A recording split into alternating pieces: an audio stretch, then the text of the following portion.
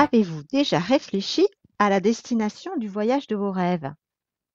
Moi, j'y ai déjà pensé et après réflexion, j'en suis arrivée à la conclusion que le plus beau des voyages que je puisse m'offrir, c'est celui qui me fera plonger au plus profond de moi-même, qui me rapprochera de la personne que je suis réellement, de mon étincelle. Vous êtes de plus en plus nombreux à partager ce voyage avec moi. Je vous en remercie du fond du cœur. Bienvenue dans le podcast Tendre une main pour soi. Vous êtes avec Alice Boy. Embarquement immédiat, porte numéro 22.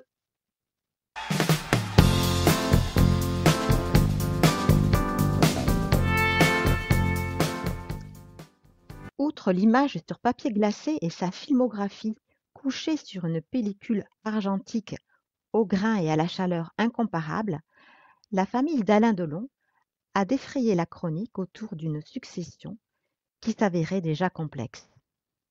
Ainsi, l'héritage est toujours une mise à l'épreuve de la fratrie, comme si tous les objets allaient pouvoir réparer ce que l'on n'a pas reçu durant l'enfance. La préservation du lien familial est précieuse et se fâcher avec un frère ou une sœur est source de profonde douleur. Je m'étonne toujours de constater à quel point les êtres humains peuvent être irrationnels quand il s'agit d'argent. Comment peut-on être millionnaire et craindre de manquer tous les jours? Comment peut-on s'entre-déchirer dans une famille lors d'une succession alors qu'il y en a assez pour chacun? Ces peurs naissent durant l'enfance et il nous appartient de nous en détacher. Je sais que dans notre culture, la France et l'argent, ce n'est pas un mariage d'amour et c'est souvent un sujet de crispation ou à minima un sujet tabou. En France, ne dit-on pas pour vivre heureux, vivons cachés? Ainsi, il se vend autant de Rolls-Royce en France qu'en Grande-Bretagne, mais en Angleterre, on roule avec, tandis qu'en France, on la laisse au garage. Dans notre société, nous transformons tout ce qui est vivant en argent, en chiffres, en cours de la bourse. À l'ère du matérialisme, si nous continuons à laisser autant de place à l'argent, toutes les décisions seront prises exclusivement en fonction de considérations financières. Nos peurs, nos envies guideront nos choix plutôt que d'écouter nos cœurs. Certains associent au mot argent les notions de sécurité, liberté, indépendance, autonomie, source de confort, énergie. La valeur d'un individu se mesure alors à son patrimoine et sa réussite sociale. À l'inverse, pour d'autres, le mot argent évoque des notions d'argent sale, d'injustice, de source de stress et de tension, de conflit. Ils mettent en lien les problèmes dans le monde à l'accaparement des richesses par une élite prédatrice. Ces deux notions sont diamétralement opposées. C'est du 180 degrés. Mais l'argent est comme un médium neutre, un grand blanc sur lequel chacun va y projeter ses propres images. Ainsi, nos comportements avec l'argent n'ont rien à voir avec l'argent. Mais la source de notre comportement avec l'argent, c'est notre projection sur l'argent. Si j'associe ma sécurité au fait d'avoir de l'argent, je n'aurai pas le même comportement que si je pense que l'argent est source de conflit. Si j'associe argent et sécurité, je crée un lien de dépendance, car ma sécurité dépend de mes économies. Pourquoi court-on après l'argent? Car je suis insécure, je manque de confiance en moi, dans ma capacité à faire face aux événements de la vie, je manque d'amour pour moi. Chercher à combler ce manque à l'extérieur, c'est faire fausse route. L'apaisement consiste à construire sa sécurité, ses fondations intérieures, pour avoir plus d'estime de soi. Il est intéressant et très révélateur d'observer notre comportement face à l'argent. Quand on fait ses courses, quand on reçoit une facture, est-ce qu'on la quitte immédiatement ou attend-on les chances limites, sa capacité à se faire plaisir et à faire plaisir aux autres? Ainsi, l'humain est soit dans un esprit de manque, soit dans un esprit d'abondance. Ceux qui sont dans l'énergie de l'abondance ont la chance de voir tout ce qu'ils ont déjà, d'être dans la gratitude et de s'en satisfaire. À l'inverse, Ceux qui sont dans l'énergie du manque peuvent avoir de l'argent, mais abuser de leur pouvoir et penser que tout leur est dû. Par ailleurs, l'argent est un formidable bulletin de vote, beaucoup plus efficient que celui que l'on met dans l'urne 2 fois par an. En effet, chaque fois que nous donnons de l'argent, nous donnons en réalité une couleur à la société que nous construisons. Ainsi, si j'achète des biens et services dans les commerces locaux, je leur donne mon vote et je les encourage à continuer à se développer. C'est un acte politique fort dont nous devons être tous conscients. Quant à moi, j'ai encore du progrès à faire, mais je choisis de donner le plus souvent possible mon bulletin de vote à nos agriculteurs, à nos commerçants locaux.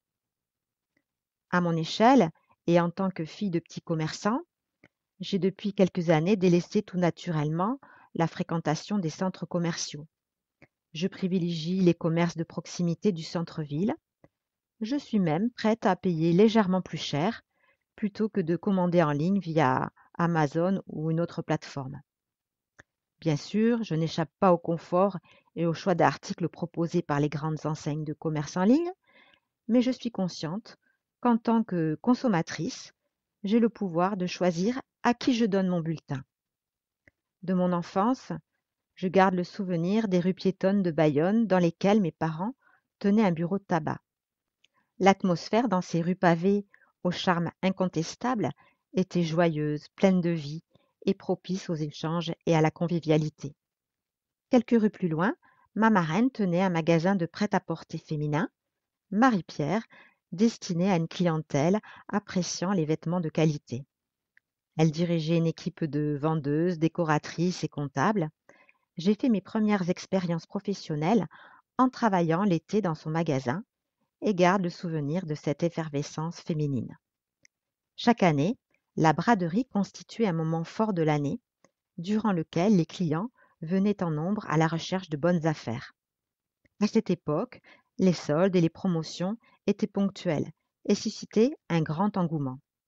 Pour l'occasion, ma marraine recrutait une quinzaine de personnes et organisait un grand buffet autour duquel elle réunissait ses employés, sa famille et ses amis.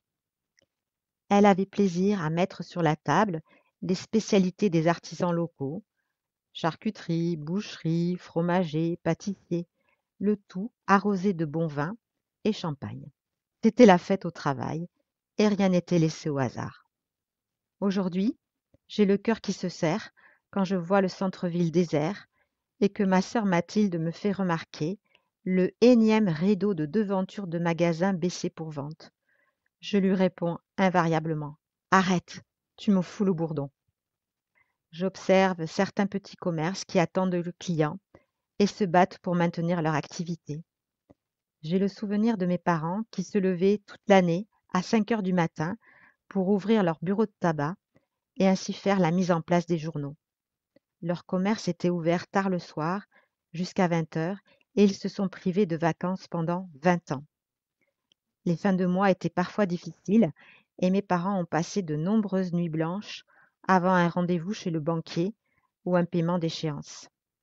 Et oui, les commerçants ont des charges très élevées en France et ont parfois du mal à se dégager un salaire régulier mensuel. Avec la flambée du coût de l'énergie et des matières premières, le secteur de la boulangerie a été touché de plein fouet. Notre traditionnelle baguette de pain, considérée comme un fleuron du patrimoine français, est aujourd'hui menacée.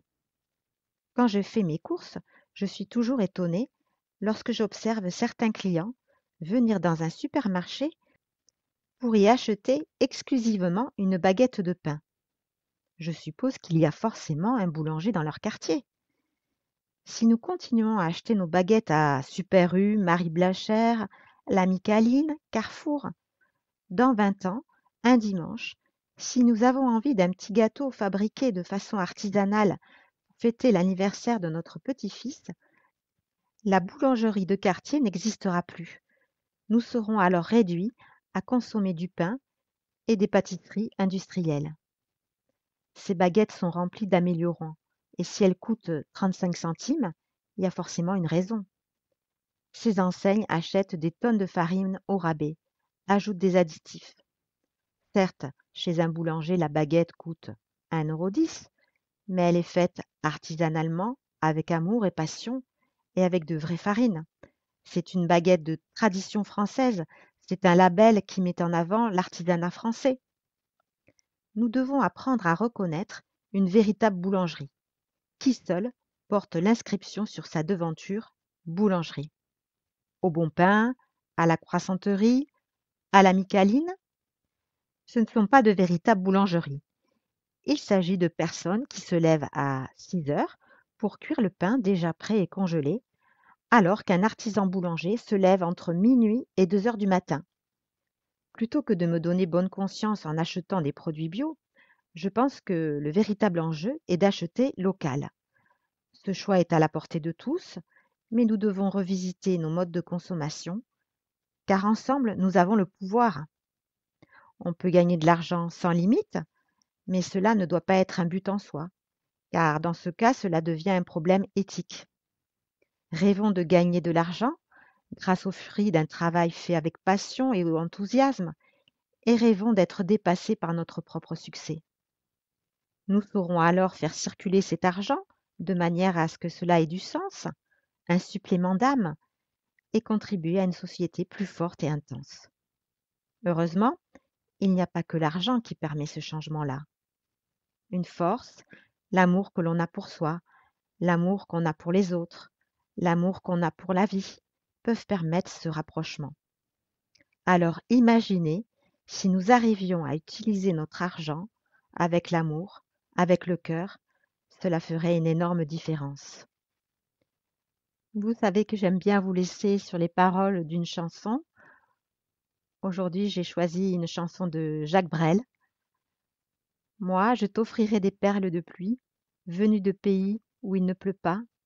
Je creuserai la terre jusqu'après ma mort pour couvrir ton corps d'or et de lumière. Je ferai un domaine où l'amour sera roi, où l'amour sera loi, où tu seras reine. Vous êtes certainement abonné, mais vous pouvez toujours vérifier au cas où, afin de ne pas rater notre prochain rendez-vous. Vous pouvez me retrouver sur Facebook à Tendre une main pour soi, Alice Boy. Merci pour vos likes, vos partages, et je vous dis à la semaine prochaine.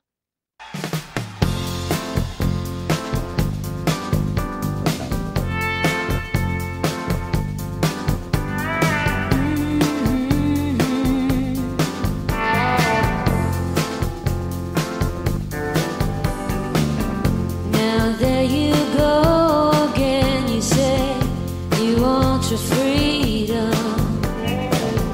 Well, who am I to keep you down? It's only right that you should play the way you feel it. Listen carefully to the sound of your loneliness, like a heartbeat drives you mad. In the stillness of remembering what you had and what you lost and what you had. Ooh, what you lost. Thunder happens when it's raining. Players only love you when they're playing. Said women, they would come and they would go. When the rain washes you clean, you'll know.